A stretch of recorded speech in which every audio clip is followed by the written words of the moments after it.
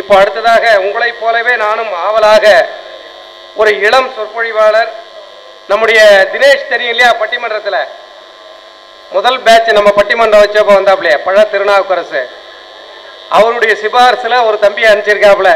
அந்த தம்பி என்னை விட நல்லா அருமையாக பேசுவாரன்னா நான் அனுப்பிச்சி வைக்கிறேன் அப்படின்னு சொல்லிட்டு திருப்புணவாயில் சிவமாதவன் தம்பி அவர்கள் 12 திருமுறைகளினுடைய சிறப்பை சொல்ல வரார்.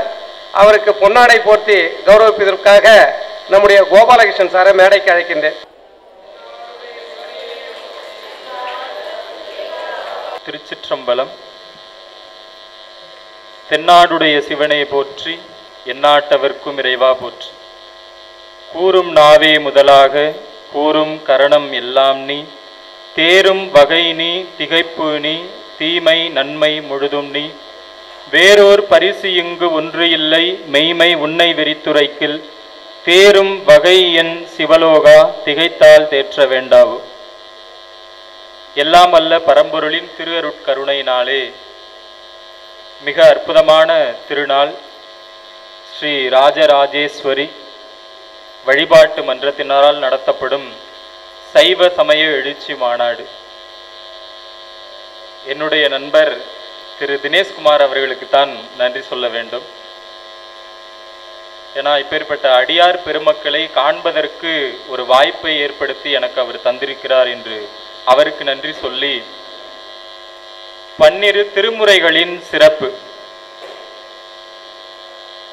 முதல்ல ஒன்ன சொல்லணும். அப்படின்னா என்ன சிறப்பு அப்படின்னா, இன்று நாம் இந்த இடத்தில் அமர்ந்திருப்பதற்கு காரணம் 12 திருமுறைகள் தான்.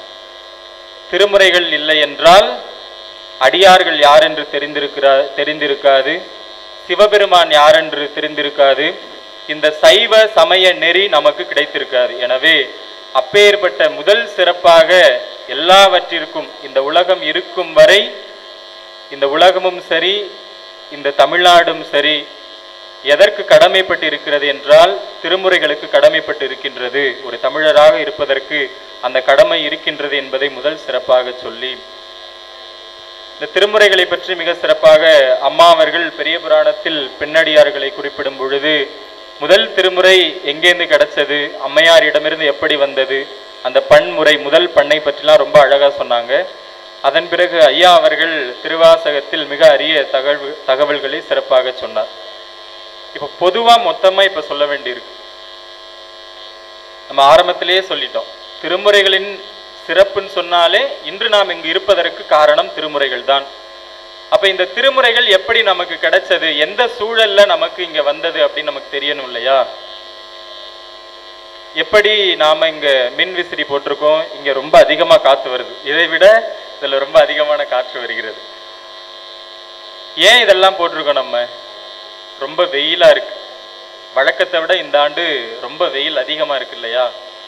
இப்போ அந்த வெயிலேருந்து நம்மை காத்து கொள்வதற்காக மின்விசிறி போட்டிருக்கோம். இன்னும் வசதி அதிகமாக இருக்கும்போது ஏசி அது போட்டுக்கிறோம் இல்லையா, ஏர்கூலர். அப்போது இதுதான் இதே தான் இப்போ சைவ சமயம் பாண்டிய நாடு தமிழ்நாடு, இந்த தமிழ்நாட்டில் இருந்த அந்த தமிழுக்கும் சரி சமயத்திற்கும் சரி மிகப்பெரிய தீமை என்பது தீயாக சூழ்ந்திருந்தது. அந்த தீமையை நீக்குவதற்காக இறைவன் நமக்கு கொடுத்ததுதான் திருமுறைகள். இந்த தமிழ்நாட்டை ஒரு இருள் சூழ்ந்திருந்தது, சமண இருள். நம்முடைய நிலையை நாம் அறியாமல் இருந்திருந்தோம். அந்த நிலையை மாற்றுவதற்காக மீண்டும் இந்த தமிழ்நாடு சைவ நாடாக தமிழ்நாடாக மாறுவதற்காக இறைவனால் செய்யப்பட்ட மிகப்பெரிய சாதனை செயல் என்று சொன்னால் அதுதான் திருமுறை. நம்ம சைவ சமய ஆச்சாரியர்கள் அப்படின்னு சொல்லுவோம் இல்லையா. யார சொல்லுவோம் சைவ சமய ஆச்சாரியர்கள்னு? நால்வர் பெருமக்களை சொல்லுவோம். ஏன் இந்த நால்வர் திருமுறைகளை எவ்வளவோ பேர் எழுதியிருக்காங்க, எவ்வளோ பேர் பாடியிருக்காங்க, நம்ம ஏன் இந்த 4 பேர்களை மட்டும் சொல்லணும் அப்படின்னா, இந்த சைவ சமய ஆச்சாரியர்கள் தான் தலங்கள் தோறும் சென்று ஊரு ஊராக சென்று, அவர்களுக்கு முன்னாடி எப்படி இருந்தது அப்படின்னா பாண்டிய நாடுன்னு கேள்விப்பட்டாலே என்ன சொல்லியிருப்போம், அதான் தமிழ்நாடுன்னு சொன்னாலே அது பாண்டிய நாடு தென்னாடை குறிப்பிடுவாங்க. அப்ப தென்னாட்டினுடைய சிறப்பு என்ன?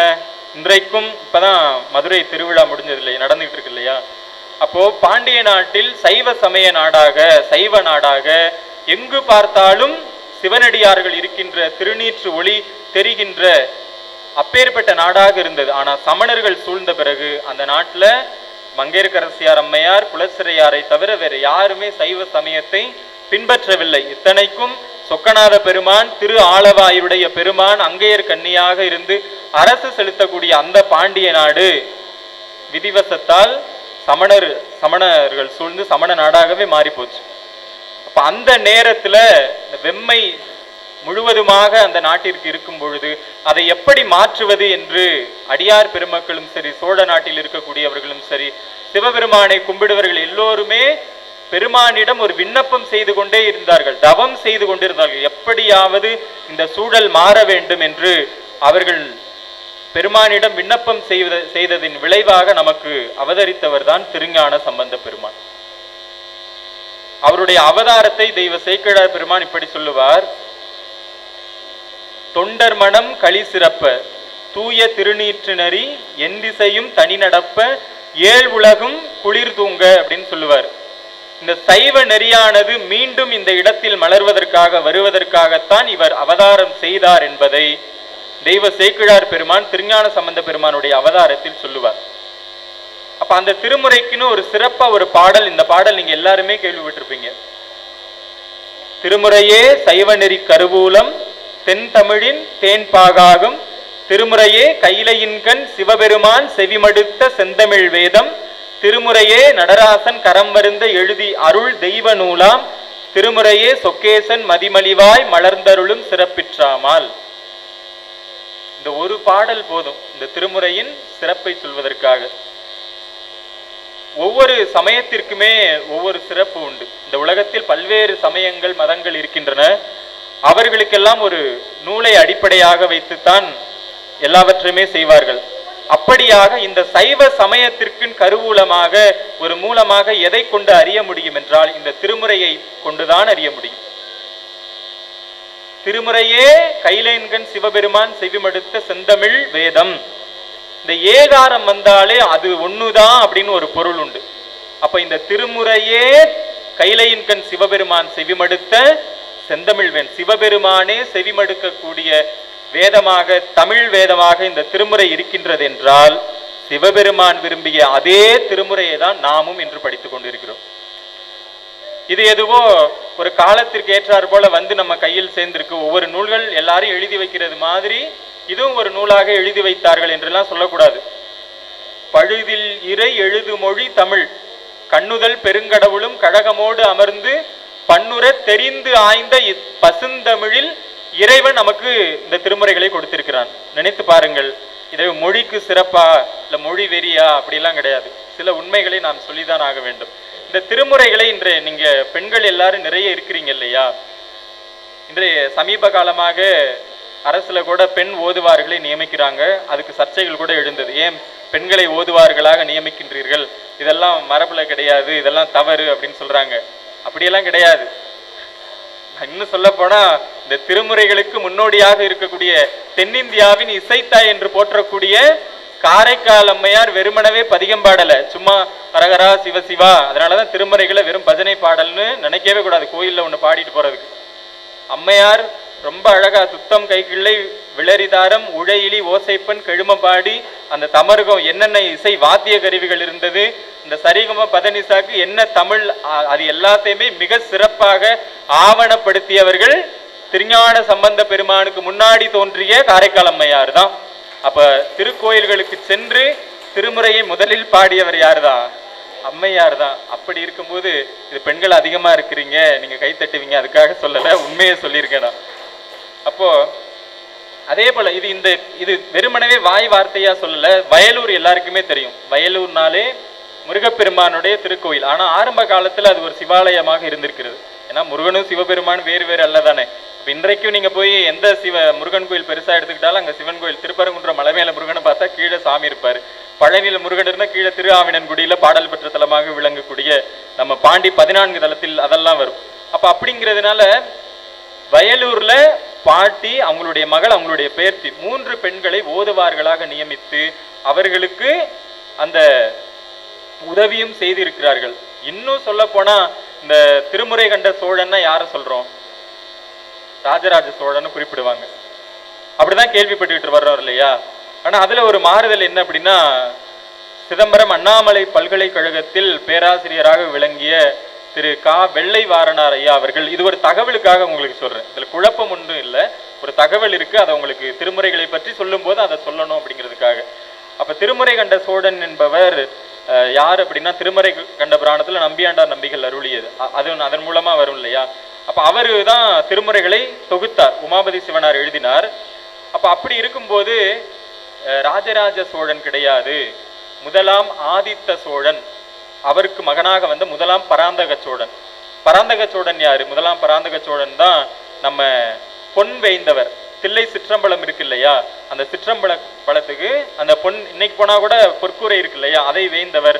அவருடைய காலகட்டத்தில் தான் நம்பியாண்டார் நம்பிகள் இருந்திருக்கிறார். எனவே முதலாம் பராந்தக சோழனாகத்தான் திருமுறை கண்ட சோழனாக இருக்க வேண்டும். ஏன்னா பொதுவா ராஜராஜ சோழன் குறிப்பிட்டிருக்கிறதுனால ராஜராஜங்கிற பட்டம் நிறைய பேருக்கு உண்டு. ஆனா இயற்பெயரா யாருக்கு வந்தது அப்படின்னா, நம்ம அருண்மொழி தேவராகிய தஞ்சை பெரிய கோயில் கட்டிய ராஜராஜ சோழனுக்கு வந்தது. அதனால இந்த கருத்தை மட்டும் கொஞ்சம் ஆய்வு செய்யணும் அப்படின்னு குறிப்பிட்டிருக்காங்க. சரி, இதனால ராஜராஜ சோழனுக்கு இது நாள் வரை இருந்த சிறப்பை குறைக்கல, ஆனா திருமுறைக்கு மிக சிறப்பை ஏற்படுத்தியவர் ராஜராஜ சோழன் தான். ஏன் இதை சொல்ற அப்படின்னா, தஞ்சாவூர்ல நிறைய கல்வெட்டுகள் இருக்கு, இன்னைக்கு கூட நம்ம சுத்திட்டு வரோம். இந்த திருமுறைக்கான மிக சிறப்பாக திருப்பதிகம் விண்ணப்பம் செய்வதற்கு பிடாரர்களை 48 பிடாரர்களை ஓதுவார் பெருமக்களை கோயிலில் நியமித்தவர். இதற்கு முன்னாடி நியமித்திருக்காங்க. ஆனா பெரும்பான்மையாக இந்த திருமுறையின் சிறப்பிற்காக கிட்டத்தட்ட 48 பேர்களை பிடாரர்களாக நியமித்து திருப்பதியம் விண்ணப்பம் செய்வோர்கள் என்றே நமக்கு ஏற்படுத்தி தந்தவர் யார் தான்? ராஜராஜ சோழன் தான். அப்ப யோசிச்சு பாருங்களேன். இப்ப இன்றைக்கு நேற்று கூட மயிலாப்பூருக்கு போயிருக்கும் போது முருகப்பெருமானுக்கு உற்சவம் நடந்து கொண்டு இருக்கிறது.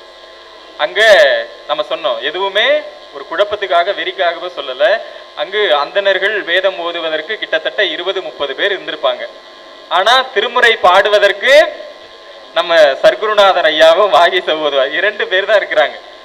இதை ஏன் என்னன்னா அவங்க நிறைய இருக்கிறாங்க அப்படின்னு தவறா சொல்லல. ஆனால் ஒரு காலத்தில் தஞ்சை பெரிய கோயிலில் 48 ஓதுவார்கள் திருமுறை ஓதுவதற்கு மட்டுமே இருந்தார்கள். இன்னும் 2 பேர் இருந்தாங்க, உடுக்கை வாசிப்பதற்கும் இன்னொருத்தர் தான் கொட்டி மத்தளம் வாசிப்பதற்கும் 2 பேர், மொத்தம் 50 பேர். அப்ப இந்த திருமுறைக்கான சிறப்பு எவ்வளவு இருந்திருக்கின்றது. ராஜராஜ சோழன் அந்த பெருவுடையார் கோயிலை கட்டினான் என்றாலும் கூட அங்கு திருப்பதிகம் செய்வதற்காகவே அந்த திருக்கோயிலை கட்டினாரோ என்று என்கின்ற அளவிற்கு அவ்வளவு நிறைய 48 ஓதுவா பெருமக்கள் ஒரே குரலில் பெருவுடையாரை பார்த்து, தோடுடைய செவியன் விடை ஏறியோர் தூவன் மதிசூடி காடுடைய சுடலை பொடி பூசியன் உள்ளம் கவர்கள்வன் ஏடுடைய மலரான் முனை நாட்பணிந்தேத்த அருள் செய்த பீடுடைய பிரமாபுரம் மேவிய பெம்மான் இவனன்றே. இப்படி 48 ஓதுவார்களும் பெருவுடையாரை பார்த்து பாடி இருக்கும் போது அந்த சூழல் எப்படி இருந்திருக்கும்? ஏன் சொல்ற அப்படின்னா, இந்த திருமுறைகள் மீண்டும் அப்படி ஒலிக்க வேண்டும். இந்த ஸ்ரீ ராஜேஸ்வரி வழிபாட்டு மன்றமாக இருக்கக்கூடிய நீங்கள் எல்லோரும் இதே போன்று ஒருமித்த குரலில் தேவாரத்தை திருவாசகத்தை பாடுகின்ற அந்த சூழல் இன்னும் வளர்ந்து கொண்டே போக வேண்டும் என்பதற்காகத்தான் இந்த ஒரு கருத்தை மன்னர் அந்த காலத்தில் இருக்கக்கூடிய மன்னர்கள் எல்லாம் திருமுறைகள் கோயிலில் மிக சிறப்பாக ஓத வேண்டும். அவங்களுடைய பெயர்கள்லாம் எப்படி வரும் அப்படின்னா, பாலன் திருவாஞ்சியத்து அடிகளான ராஜராஜ பிச்சனான சதாசிவனுக்கு நிசதம் நெல்லு முக்குருணி. அவங்க பாட்டு பாடுறாங்க இல்லையா, திருப்பதிகம் விண்ணப்பம் செய்பவர்களுக்கு அந்த சன்மானம் கொடுக்கணும் இல்லையா, அப்ப அதுக்கு முக்குருணி நெல் கொடுக்கணும் அப்படின்னு கிட்டத்தட்ட 48 பெயர்களுமே இருக்கு. வெறுமனவே வாய் வார்த்தை இல்லை, உண்மையாகவே தஞ்சாவூருக்கு போனா இன்றைக்கு போனா திருமுறை பாடுவதற்கு வேற யாருடைய பேரும் சிறப்பா வரல. கோயில் கட்டிய பெயர்கள் இருந்தது, நடன மங்கையர் 300 பேர் இருந்தாங்க, திருமுறை விண்ணப்பம் செய்பவர்களுடைய ஒரு பேரை கூட விடாம. அப்ப இந்த திருமுறைக்கு எவ்வளவு சிறப்பு கொடுத்த ஒரு மண்ணாக நம்மளுடைய மண் இருந்திருக்கின்றது. இன்று திருமுறை பாடுவதற்கு எவ்வளவோ சிக்கல்கள் எல்லாம் உருவாகி இருக்கின்றது என்பதை நாம் இந்த நேரத்தில் புரிந்து கொள்ள வேண்டும். சரி, இந்த திருமுறை வரலாறு இவ்வளவு சொல்லியாச்சு இல்லையா? இன்னும் 10 நிமிடம் இருக்கின்றது. இதற்குள்ளாக திருமுறையின் சிறப்பை சிலவற்றை ஐயா சொன்னதுதான், அம்மா சொன்னதுதான், பேசணும் அப்படின்னா மணிக்கணக்கா பேசிக்கிட்டே இருக்கலாம். ஆனாலும் நேரம் நமக்கு குறைவாகத்தான் இருக்கு இல்லையா? உண்மையை சொல்லப்போனா வாழ்க்கையில் பெரும்பான்மையான நேரங்களை எதற்கோ செலவிடுகிறோம். ஆனால் நம்மளுடைய சைவ கருவூலமாக இறைவனை கைப்பட எழுதியதாக சொல்லக்கூடிய அந்த நூல்கள் எல்லாம் திருமுறை தான். ஒன்று திருவாசகம், அதன் பிறகு தானே ஒரு திருமுக பாசுரமாக 11ஆம் திருமுறையில் இடம்பெற்று இருக்கக்கூடிய மதிமலி புரிசை மாடக்கூடல் பதிமிசை நிலவும் அங்க பால் நிற வரிச்சிறகண்ணன், அப்படி இறைவனே அந்த பாடல்களை எழுதியிருப்பார். ஒரு 4 முறை தான் கைப்பட சிவபெருமான் எழுதினார். ஒன்று திருவாசகம், இன்னொன்று திருமுக பாசுரம், இன்னொன்று பெத்தான் சாம்பானுக்காக எழுதிய கைச்சீட்டு, அதன் பிறகு திருக்குறுந்தொகையில் அந்த பாடல் தெரிஞ்சிருக்கு. அந்த படத்துல வரும்போது தருமியா நாகேஸ்வரன் அடிப்பார் இல்லையா, அது சிவபெருமான் எழுதியது. அப்படியாக 4 முறை சிவபெருமான் எதுல எழுதியிருக்காரு? தமிழில் எழுதியிருக்கிறார். திருமுறையில் இடம்பெற்றிருக்கிறது என்ற சிறப்புலாம் இந்த திருமுறைக்கு உண்டு. அப்போ இந்த திருமுறைகளுடைய சிறப்பை பத்தி இப்படிலாம் சொல்லிட்டு வரீங்க, அதனால நமக்கு என்ன பயன் அப்படின்னு இருக்குல்ல. இந்த உலகமே என்னதுதான், பயனை எதிர்பார்த்து நாமெல்லாம் இருக்கின்றோம் இல்லையா? இன்றைக்கு இந்த கோயிலுக்கு வந்தோம், இன்னைக்கு சைவ சமய எழுச்சி மாநாடுக்கு வந்திருக்கோம் அப்படின்னா இதனால எங்களுக்கு என்னங்க பயன்? எல்லாத்தையும் தாண்டி சரி வந்தா ஒரு சாப்பாடாவது போடுவீங்களா அப்படி நிலை இருக்கு. இந்த உலகம் நம்ம தவறா சொல்லலை, இந்த உலகமே பயனை எதிர்பார்த்து. கோயிலுக்கு போக சொன்னா கோயிலுக்கு போப்பா, ஏன் போகணும், போனா என்ன கிடைக்கும், புளியோதரையாவது கிடைக்கும் போங்கப்பான்னு சொல்ல வேண்டியிருக்கு. ஆனா உண்மை அப்படியா? ஊனடைந்த உடம்பின் பிறவியே தான் அடைந்த உறுதியை சாருமால் தேன் அடைந்த மலர் பொழில் தில்லையுள் மாநடம்சை வரதர் பொற்றால் தொழ. தேனடைந்த மலர் பொழில் தில்லையுள் மாநடம்சை வரதர் பொற்றால் தொழ ஊனடைந்த உடம்பின் பிறவியே தான் அடைந்த உறுதியை சாரும். இவ்வளவுதான். இந்த உடலை, இந்த உயிர் ஏன் அடைந்தது என்பதற்கான காரணம் அறிய வேண்டும் என்றால் இந்த திருமுறைகளை தான் படிக்கணும். வேற வாய்ப்பே நமக்கு கிடையாது.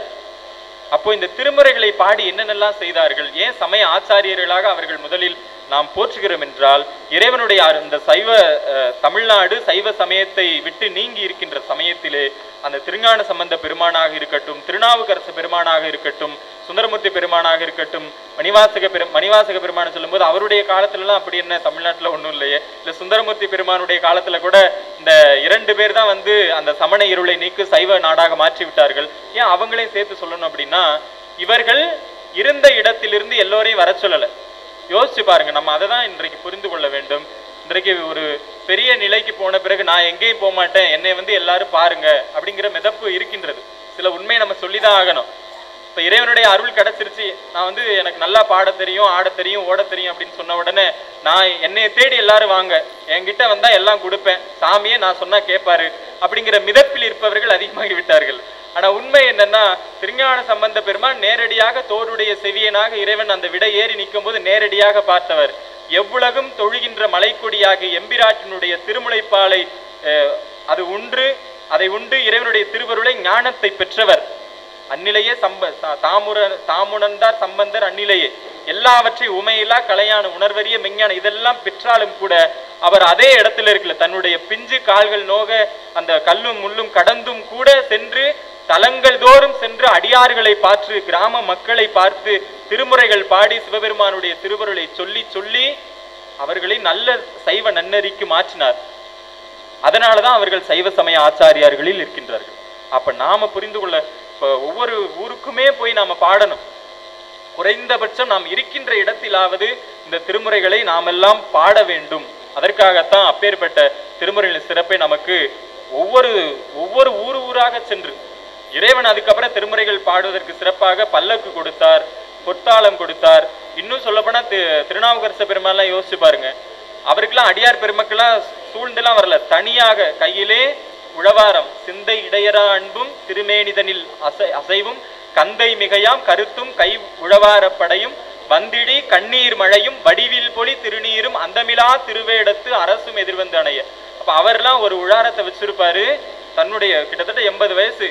அதுல அப்படியே ஒவ்வொரு ஊருதோறும் நடந்து சென்று தள்ளாடி. ஏன் திருமேனிதனில் அசைவு அப்படின்னா, அவர் நடக்கும்போதே ரொம்ப வயசானவங்க நடக்கும்போது தெரியும் இல்லையா, அந்த உடம்பு வந்து ஆடிக்கிட்டே இருக்கும். இப்ப இப்படியெல்லாம் இந்த திருமுறைகளை நமக்கு ஏன் பாடி கொடுத்தார்கள் இவர்கள்? நாம் உய்வதற்காகத்தான் கொடுத்தார்கள். நாம் உய்ய இன்னும் சிறப்பா சொல்லணும்னா இன்றைக்கு இருக்கக்கூடிய நாம் சைவ நன்னறியில் இருந்து இறைவனுடைய திருவடியை அடைய வேண்டும் என்பதற்காக அவர்கள் ஊர்தோறும் தன்னுடைய உடல் உபாதைகள் எல்லாம் பொருட்படுத்தாமல் இறைவனையே தன்னுடைய முழுமுதலாக கொண்டு ஒவ்வொரு ஊர்கள் தோறும் சென்று திருமுறைகளை பாடி தந்திருக்கிறார்கள். ஒரே ஒரு சிறப்பை மட்டும் சொல்லி நிறைவு செய்கின்றேன். ஏன்னா நேரமாகுது, அன்னம் பாலிக்க வேண்டும் இல்லையா? அப்போ திருமுறை பாடி என்னென்னலாம் கிடைக்கும் அப்படிங்கிறதுக்கு பல்வேறு வகையான சிறப்பு இருக்கு. அதுல ஒண்ணு மட்டும் சொல்றேன். திருஞான சம்பந்த பெருமான் திருவெண்காட்டில ஒரு பதிகம் பாடினார். கண்காட்டு முதலானும் என்ற திருப்பதிகம். பேயடையா பிரிவு எய்தும் பிள்ளையினோடு உள்ள நினைவு ஆயினவே வரம் பெறுவர் ஐயுற வேண்டா ஒன்றும் வேயனதோள் உமைவங்கன் வெண்காட்டு முக்குள நீர் தோய் வினையார் அவர் தம்மை தோயாவாம் தீவினை. இதெல்லாம் என்ன சொல்லுவோம்? குழந்தை பேரு வேண்டும் என்றால் போய் அங்க அந்த பெருமான ஸ்வேதவன திருவெண்காட்டு நாதனா. ஒண்ணும் கிடையாது, ஸ்வேதம்னா வெள்ளைன்னு பொருள், வெண்காடு ஸ்வேதவனம்னா வெண்காடு, அவ்வளவுதான். அப்ப அங்க போயிட்டு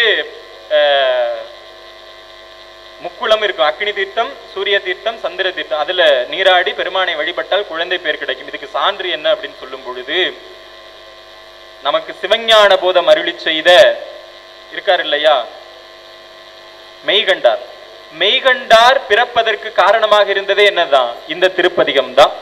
இது ஒன்று போதாதா?